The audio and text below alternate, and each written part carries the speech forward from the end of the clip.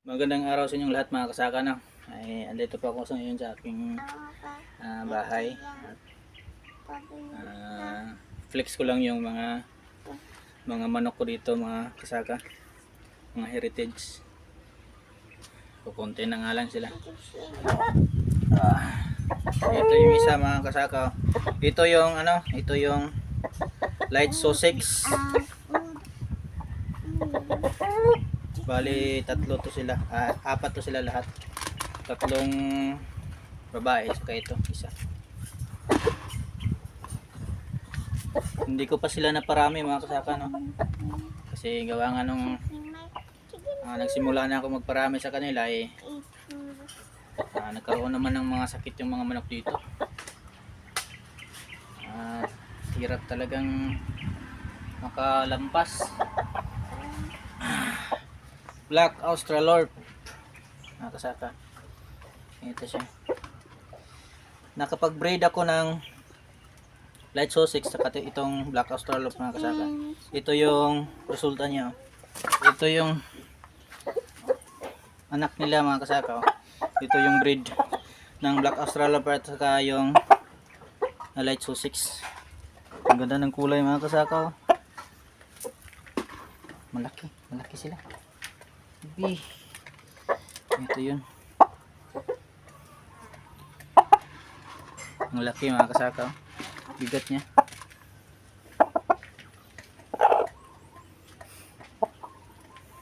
Sayang, marami na sana to eh.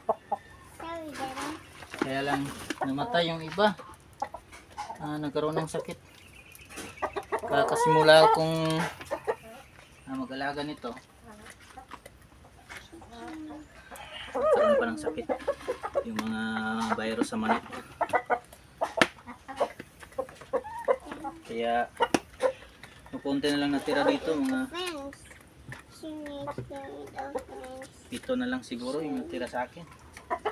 Nakakasaka, madami to sila, sa mga 50 siguro to sila.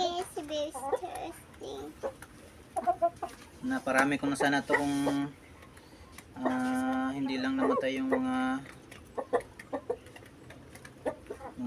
mga sisiw. Rhode Island Red mga kasaka. Tapang niya. Ang kagandahan nito mga kasaka araw-araw silang nangingitlog. Only itlog dito mga kasaka. About baby. Halos isang taon na nakaka-produce sila ng mahigit 300 eggs bawat isa. Kaya halos araw-araw talaga sila nangingitlog lalo na kapag sakto sa pagkain. Papakita ko yung babae ng light Sussex mga kasaka. Ito yung babae ng light Sussex mga kasaka. Bata pa lang to, mga 5 months pa lang to. Lalaki pa to mga kasaka. Hindi man kaunsaon. Ang kagandahan nila kasi nangingitlog sila araw-araw. Pakita ko naman yung itlog ng light Sussex saka Black Australorp at ng Rhode Island mga kasaka. Ito yung itlog ng light Sussex mga kasaka. Malaki siya. Ito naman yung itlog ng itim, yung Black Australorp.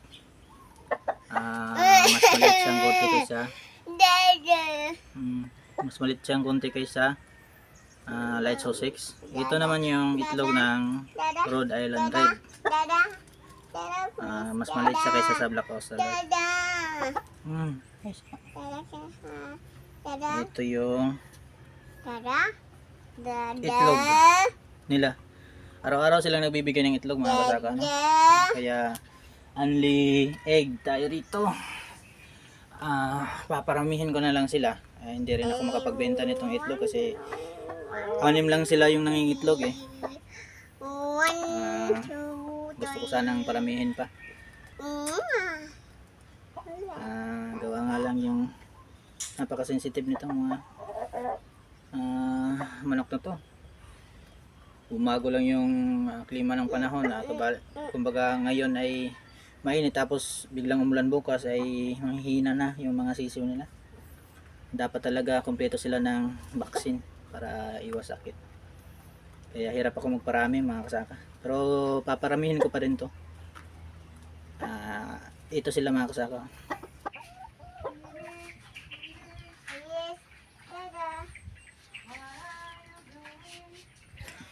Yung iba po sa kanila mga kasaka ay kasalukuyang nangingitlog pa. Ito yung mga heritage chicken mga kasaka, no?